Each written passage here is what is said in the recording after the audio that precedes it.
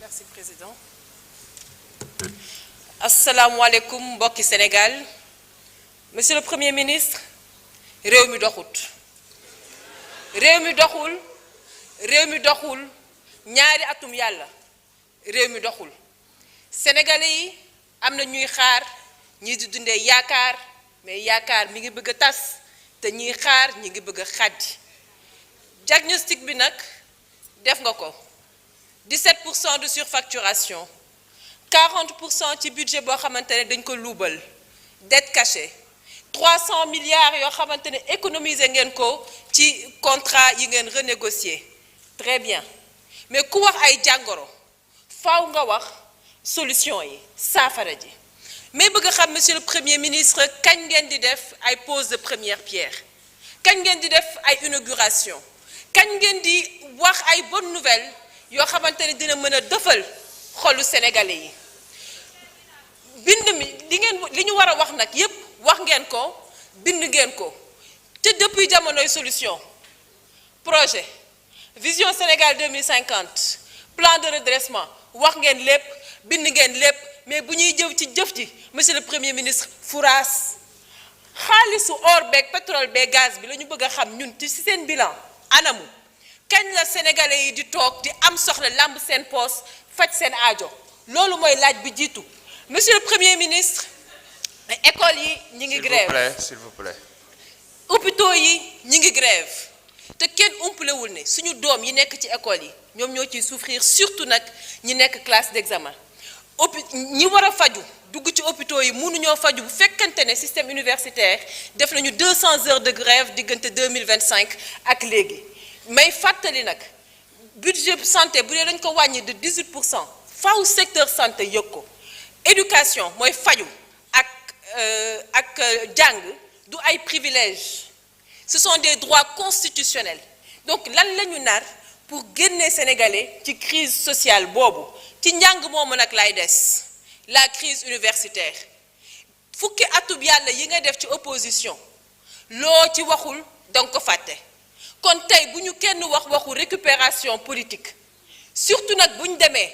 ba doomi sénégalais Abdoulaye Ba ñàkk ci bakkanam c'était la mort de trop l'enquête suit son cours kon duñ ci sori li procureur Ibrahima Ndoye waxi tamit dégg nañu ko te xam nañ ne moom ku maandu la mais du tee li xew ci université yi les 2 dernières années loolu yéen ñii seen échec la seen responsabilité politique la ma bëgg nag monsieur le premier ministre gën leen a déglu Sénégal étudiants yi gën leen a waxtaan ak étudiants yi xiccoo bi xiiroo beeg jaayante doole bi ma fi dégg jëriñul dara police universitaire idée boo xamante dama koy rafetlu la ndaxte gis naa ne dox na Côte d'Ivoire depuis 2013 donc ñun mën nañ ko def donc lan la ñu nar ci Sénégal yéen lan mooy seen plan pour régler de façon définitive la crise dans les universités mais surtout tegaat université sénégalais yi foo xamante ne ci rang université yi gën a mag ci monde bi la monsieur le premier ministre fi may jeexalee wax nga ci tuuti cof nga ko mooy suñu doomi sénégalais yi nekk foofu Maroc man nag mu am lu ma ci jaaxal Ousmane Sonko jël avion dem ba Maroc dem ba Rabat ñibbi ci loxoy neen bàyyi njabootam ginnaaw man de jaaxal na ma monsieur le premier ministre yow bu dee amoo ci solution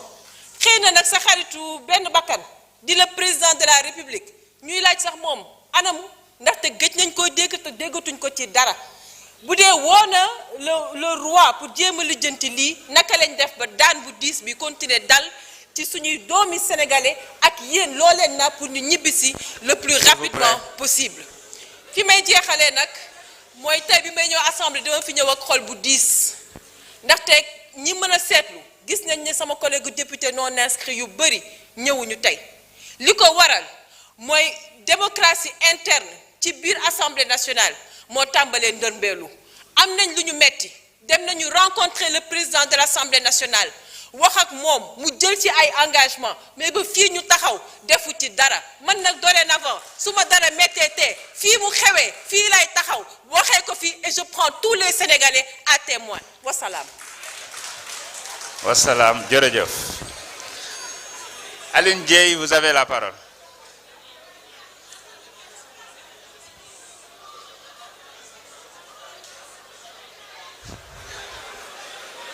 S'il vous plaît. S'il vous plaît, ñu may suñu collègue bi. Monsieur le Premier ministre, mën nga waajal. Merci, Monsieur le Président. Monsieur le Président de l'Assemblée nationale, Monsieur le Premier ministre, le Président Ousmane Sonko, Madame, Monsieur les membres du gouvernement, chers collègues, honorables députés, maa ngi leen di nuyu bu baax. Je voudrais, Monsieur le Premier ministre, attirer l'attention du gouvernement sur un drame silencieux mais permanent,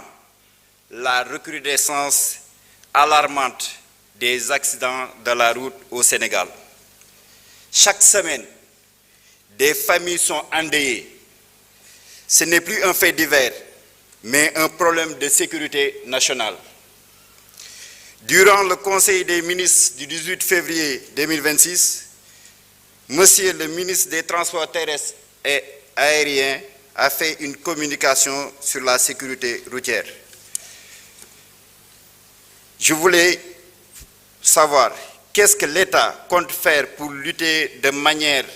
résolue et durable contre l'insécurité routière. Monsieur le Premier ministre, maa ngi lay nuyu président Ousmane Sonko di la ñaanal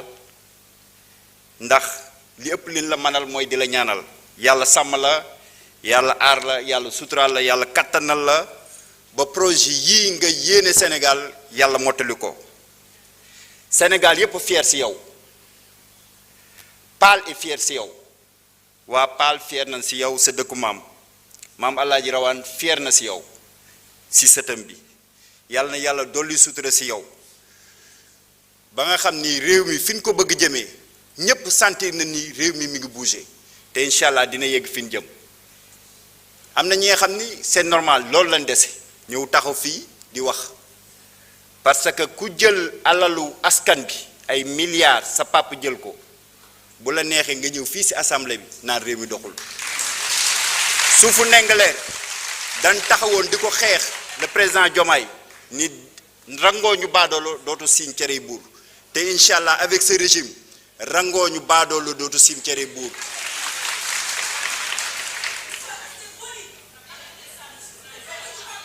S'il vous plaît, honorable, restez sur la question et développez. C'est bon, merci.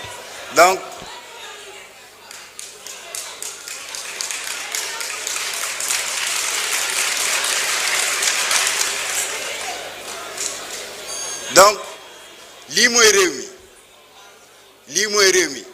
keneen papay jaamur la mais ñi ngi sant ñëpp di gërëm ñëpp.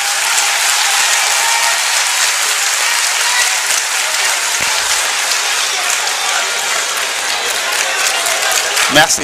c'est bon. Monsieur le Premier ministre, vous avez la parole.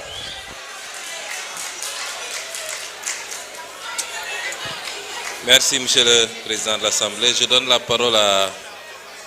Monsieur Cheikh Diba, ministre des Finances, pour 3 minutes sur la question de la surimposition des salaires ou des revenus des enseignants.